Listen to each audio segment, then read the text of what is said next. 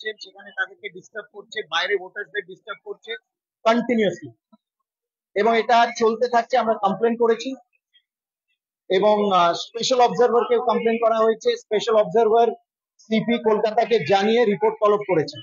এটা না থামলে কিন্তু আমরা সেই পুরো এলাকা জুড়ে যে কটা বুথ আছে we will demand for report.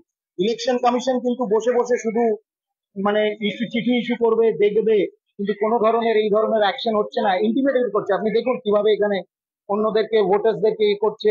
কতক্ষণ ধরে? অনেকক্ষণ ধরে, প্রায় ঘন্টা দুয়েকের জন্য। আমরা ঘন্টা দুয়েক আগে কমপ্লেন, প্রথম কমপ্লেন যখন তার মুভমেন্ট হচ্ছে করা হয়েছে, এইটা কিছুক্ষণ আগেকার হয়েছে। এবং এখানে আপনারা দেখছেন সেন্ট্রাল ফোর্স পৌঁছেছে, সেখানেও তাদের সাথে বাগবিতণ্ডা করছে। এবং সেই জন্য বলছি যে এই জিনিস যদি চলতে থাকে, বিশেষ করে এই অনন্যা বন্দ্যোপাধ্যায় একেবারে সেই পুরো এলাকা জুড়ে সন্ত্রাস করেন, বাইরে থেকে লোক ঢুকিয়ে সেখানে রাখা হয়েছে, সেখানে কিছুদিন ধরে আর্মস অ্যামিউনিশনও সেখানে জড়ো করা হয়েছে, সব কমপ্লেন করা হয়েছে।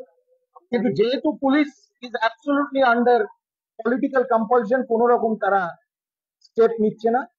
আমরা আজকে জানিয়েছি, আমি স্পেশাল অবজারভারের সাথে কথা বলেছি, আমরা কমান্ডেন্ট ডিজি কেও জানানো হয়েছে, এবং স্পেশাল অবজারভার আমাকে এশিওর করেছে তারা সিপি থেকেও তারা রিপোর্ট চেয়েছেন। আই হোপ সিপি রিপোর্টটা খুব তাড়াতাড়ি দেয়, না হলে আমাদের কাউন্টার করতে হবে। 109 নম্বর থেকে পুরো এলাকা রয়েছে, নাম্বার গুলো রয়েছে।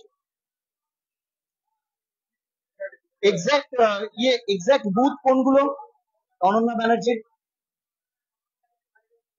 হ্যাঁ, booth number 99 to 103, 99 to 103, 99 to 103, 99 থেকে 103। আর উনি নিজে কাউন্সিলর 109।